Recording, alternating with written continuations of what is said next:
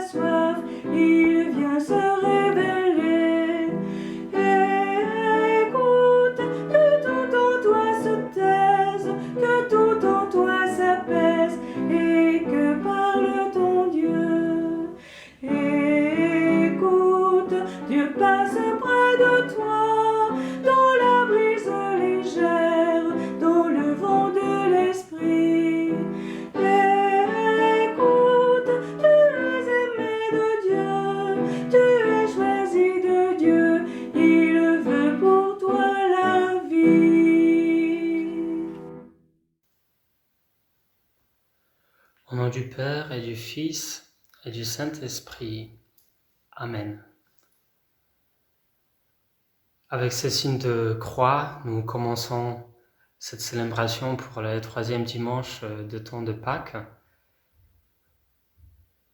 Nous sommes en communion avec vous tous, surtout avec ceux qui peut-être à cause d'isolement, ils peuvent même pas écouter, regarder ce que nous faisons. Donc nous pensons plus particulièrement aux personnes âgées, personnes isolées, tous ceux qui vivent difficilement ce temps de confinement. Je vous confie aussi tous les couples qui ont dû reporter leur mariage. Il y en a déjà 8. Donc c'est pas évident pour eux non plus, mais il tient bon. Prions aussi pour les enfants qui essayent d'être sages à la maison, pour que ce temps se passe le plus positivement possible. Alors, maintenant, entrons dans cette célébration en disposant notre cœur à ce que Jésus veut nous dire par sa parole. Écoute, laisse là ton souci, que se taisent les mots, que s'éloignent les cris. Écoute, Dieu s'aime sans compter, sa parole est le pain qui vient nous rassasier. Écoute, Dieu t'invite au désert, au silence du cœur, à la source sans fin. Écoute, il se tient à la porte, il frappe et bienheureux celui qui ouvrira. Lecture du livre des Actes des Apôtres. Le jour de la Pentecôte, Pierre, debout avec les 11 autres apôtres, éleva la voix et leur fit cette déclaration. Vous, Juifs, et vous tous qui résidez à Jérusalem, sachez bien ceci, prêtez l'oreille à mes paroles. Il s'agit de Jésus le Nazaréen, homme que Dieu a accrédité auprès de vous en accomplissant par lui des miracles, des prodiges et des signes au milieu de vous, comme vous le savez vous-même. Cet homme, livré selon le dessein bien arrêté et la prescience de Dieu, vous l'avez supprimé en le clouant sur le bois par la main des impies. Mais Dieu l'a ressuscité en le délivrant des douleurs de la mort, car il n'était pas possible qu'elle le retienne en son pouvoir. En effet, c'est de lui que parle David dans le psaume « Je voyais le Seigneur devant moi sans relâche. Il est à ma droite, je suis inébranlable. C'est pourquoi mon cœur est en fête et ma langue exulte de joie. Ma chair elle-même reposera dans l'espérance. Tu ne peux m'abandonner au séjour des morts, ni laisser ton fidèle voir la corruption. Tu m'as appris des chemins de vie, tu me rempliras d'allégresse par ta présence. » Frères, il est permis de vous dire avec assurance au sujet du patriarche David qu'il est mort, qu'il a été enseveli et que son tombeau est encore aujourd'hui chez nous. Comme il était prophète, il savait que Dieu lui avait juré de faire asseoir sur son trône un homme issu de lui. Il a vu d'avance la résurrection du Christ, dont il a parlé ainsi. Il n'a pas été abandonné à la mort, et sa chair n'a pas vu la corruption. Ce Jésus, Dieu l'a ressuscité. Nous tous, nous en sommes témoins. Élevé par la droite de Dieu, il a reçu du Père l'Esprit Saint qui était promis, et il l'a répandu sur nous, ainsi que vous le voyez et l'entendez. Parole du Seigneur.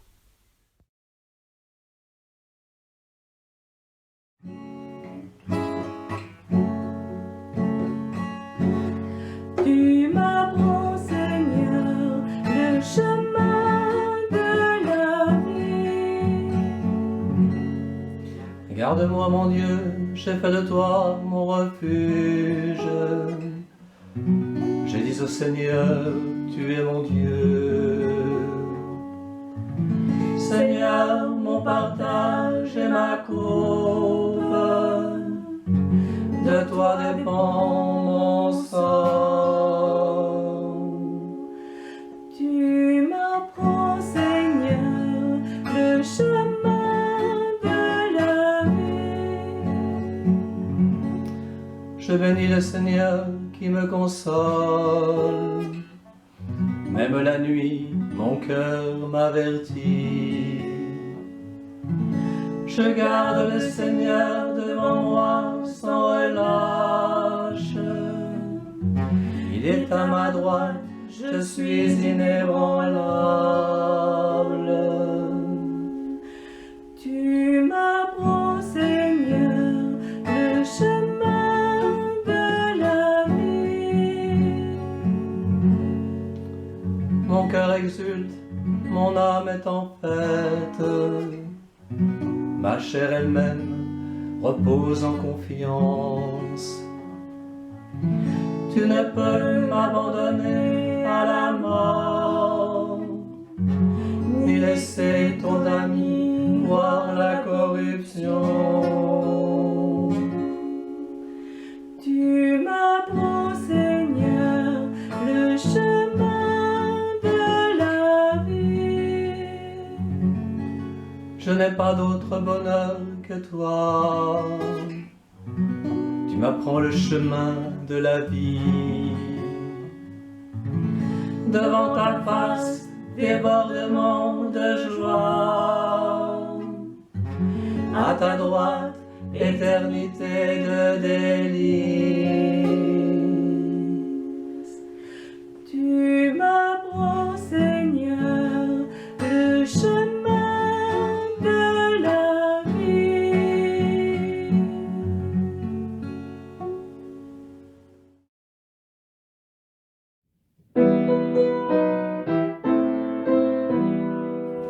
Alléluia, Alléluia, Alléluia, Alléluia, Alléluia, Alléluia, Alléluia, Alléluia. Seigneur Jésus, ouvre-nous les Écritures, que notre cœur devienne brûlant tandis que tu nous parles.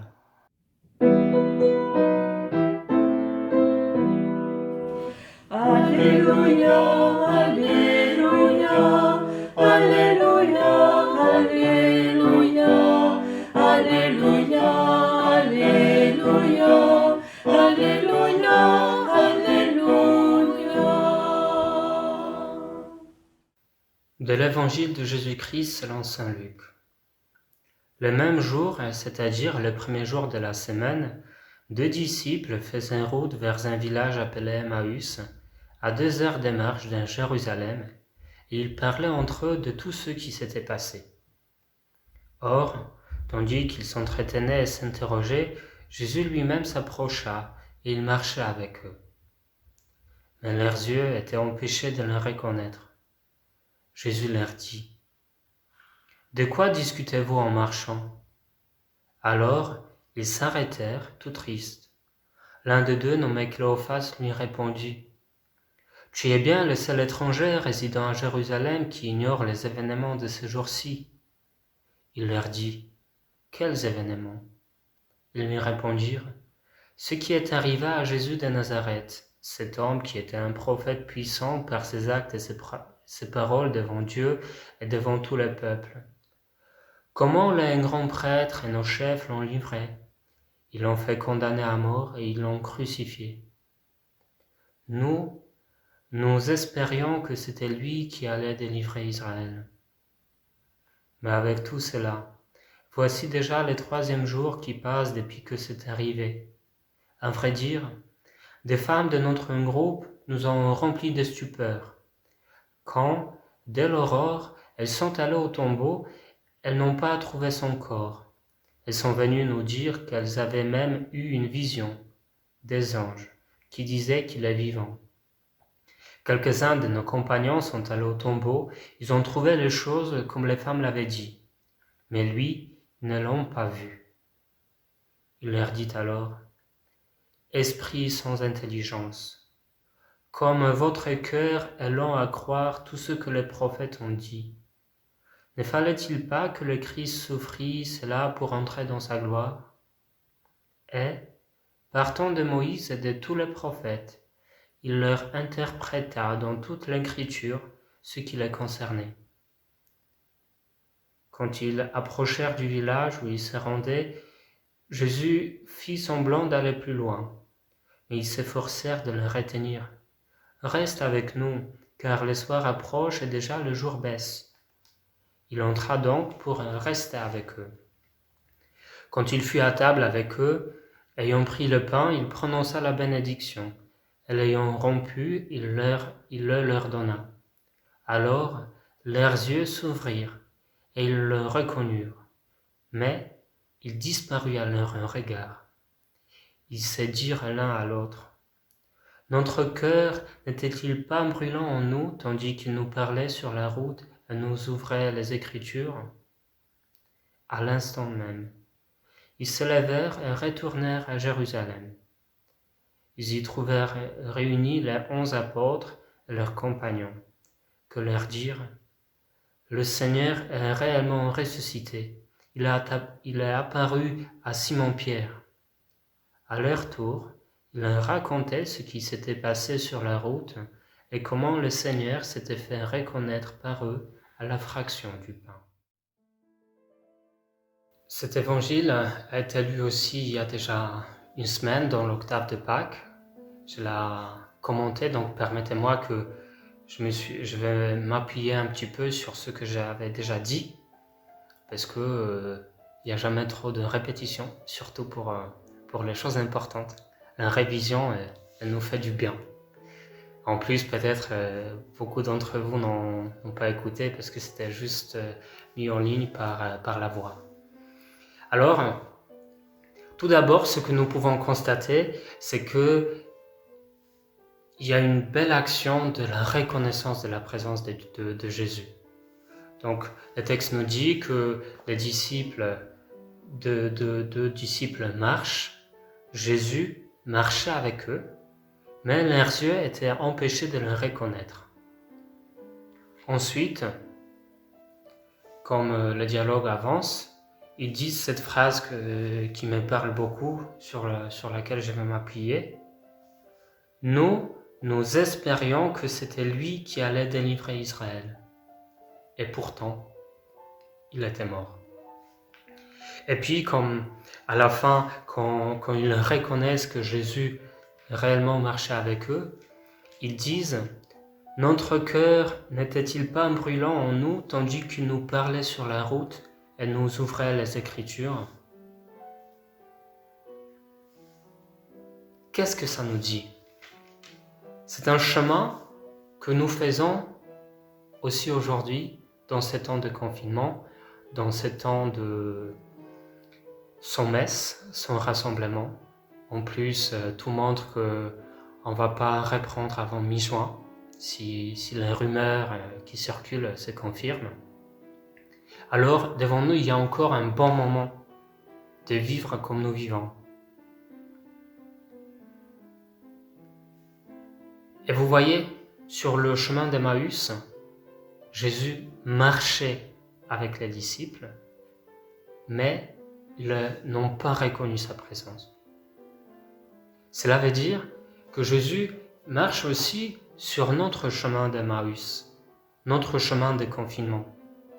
Quand nous prions devant la télé, quand nous prions dans nos maisons avec nos familles, bien sûr avec certains avec qui j'étais au téléphone, Vous m'avez confirmé, surtout quand il y a des enfants, c'est pas évident. Un enfant, il s'accroche un peu difficilement à l'écran, au moins pour la messe, pour d'autres choses peut-être beaucoup plus facilement. Mais c'est pas évident peut-être de vivre à long terme cette situation où le fait qu'on n'est pas ensemble, peut-être c'est pas évident. Mais les disciples qui étaient tout tristes, comme le texte nous dit, ils étaient avec Jésus quand même. Jésus marchait avec eux. Ils disent, nous espérions que. Ils étaient déçus, ils étaient tristes, parce qu'ils se sont imaginés différemment ce qui va se vivre. C'est comme nous, avec la fête des Pâques, la Semaine Sainte, et il y a certains d'entre vous qui par les mails nous ont écrit en disant est-ce qu'on pourra reprendre bientôt les messes, est-ce qu'on pourra célébrer la fête des Pentecôtes? On ne sait pas. Et ça nous attriste. Nous espérions que, et pourtant ça se prolonge, c'est pas évident. Nous sommes comme ces disciples sur ce chemin. Mais le texte, la bonne nouvelle pour ce dimanche, pour aujourd'hui, c'est que Jésus, il marche avec nous. Vous entendez cette parole, nous entendons en fait. Nous entendons cette parole des disciples qui disent « Notre cœur n'est-il pas brûlant en nous tandis qu'il parlait sur la route et nous ouvrait les Écritures ?» Parler sur la route quand il nous parle des Écritures. Parler sur la route, c'est de prier. C'est prier même tout seul ou dans la famille. Écouter Jésus qui parle des Écritures, c'est méditer l'Évangile, méditer les lectures qui nous sont proposées, lire la Bible. Jésus est présent et il parle, et il peut faire que notre cœur sera brûlant à ce moment-là, parce qu'il est vivant.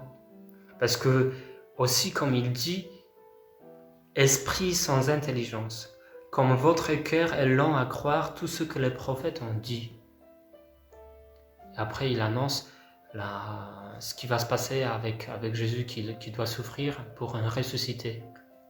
Mais les prophètes, qu'est-ce qu'ils ont dit aussi? Ils ont dit qu'il y aura un moment où le Messie viendra, où on va l'adorer partout, qu'il sera vivant, qu'il va changer notre vie, qu'il va, on peut dire, faire une nouvelle création. Et c'est ça qui s'est fait avec Jésus. Il y a des évangiles qui parlent qu'au moment de la résurrection du Christ, il y a le rideau de temple qui se déchire en deux. Le symbole que le rideau qui séparait le sacré où Dieu habitait et le monde, cette séparation, elle n'est plus actuelle avec Jésus. Parce que Jésus a promis d'être avec nous comme nous sommes réunis en son nom, quand nous faisons quelque chose de bien, de la charité, quand nous vivons son évangile en action aussi. Bien sûr dans la prière, mais aussi en action. Lui, il est là. Et est-ce que nous réalisons qu'il est vraiment là, qu'il est ressuscité? Il est notre bonne nouvelle.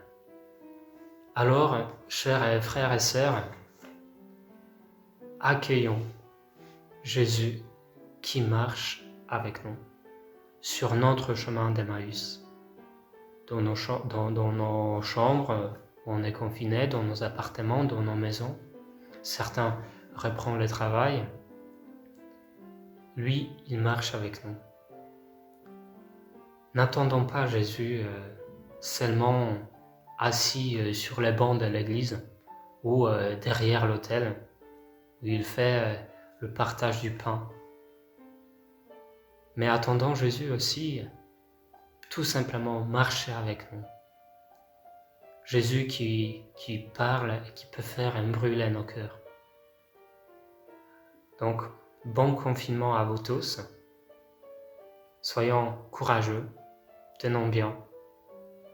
Lui, il marche avec nous. Amen.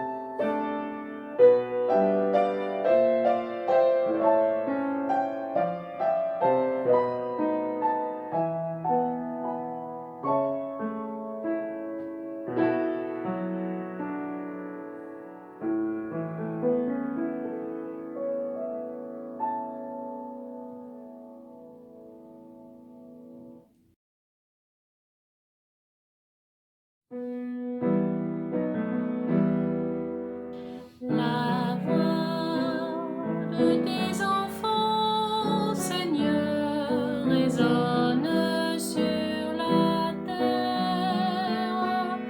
Vers toi, comme un encens, Seigneur, s'élèvent nos prières.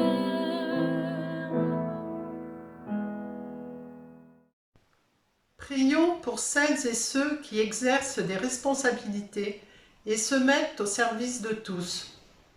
Qu'ils soient plus attentifs aux isolés, aux malades, aux affligés. Qu'ils se laissent toucher par la bonté et l'amour de Dieu. Seigneur notre Dieu, nous t'en supplions.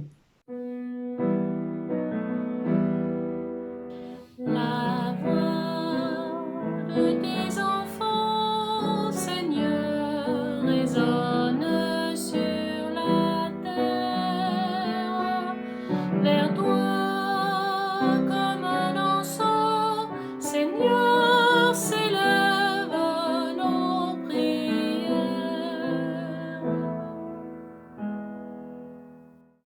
Prions pour celles et ceux qui se détournent de l'Église et ceux qui s'égarent dans le désespoir. Que de joyeux témoins de Pâques leur montrent le chemin de la vie. Seigneur notre Dieu, nous t'en supplions. La voix de tes enfants, Seigneur, résonne sur la terre. Vers toi, comme un encens, Seigneur, s'élèvent nos prières.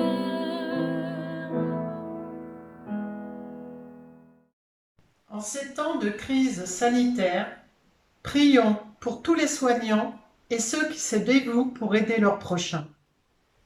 Que cette belle chaîne de solidarité apporte l'espérance et la paix.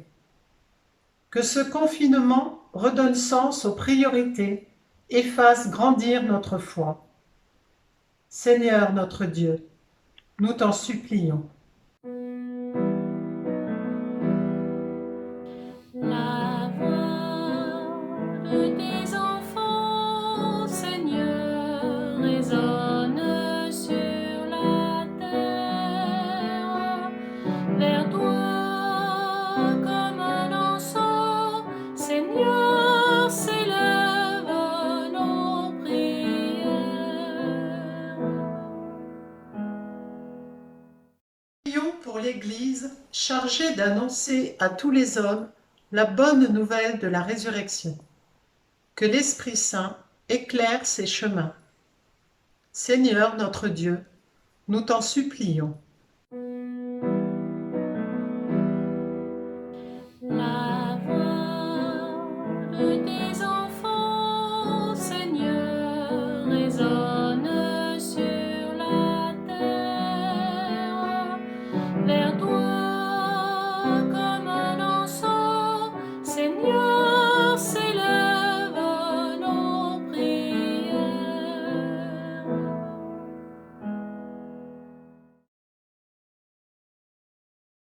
À la fin de la célébration, recevons la bénédiction du Seigneur pour qu'il nous donne la force à reconnaître sa présence parmi nous, comme il a fait avec les disciples sur le chemin d'Emmaüs. Le Seigneur soit avec vous. Que Dieu Tout-Puissant vous bénisse, le Père, le Fils et le Saint-Esprit. Amen.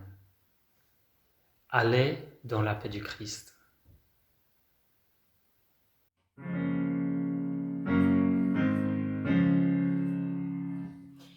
Marche avec nous, Jésus ressuscité. Partage nos chemins, nos doutes, nos blessures. À l'heure où nos espoirs ne sont que vanité, que ta voix nous rassure. Il n'est pas d'autre signe de vie que de donner l'amour. Nous l'avons reconnu à la tombée du jour, alors qu'on nous se lève l'étoile du matin.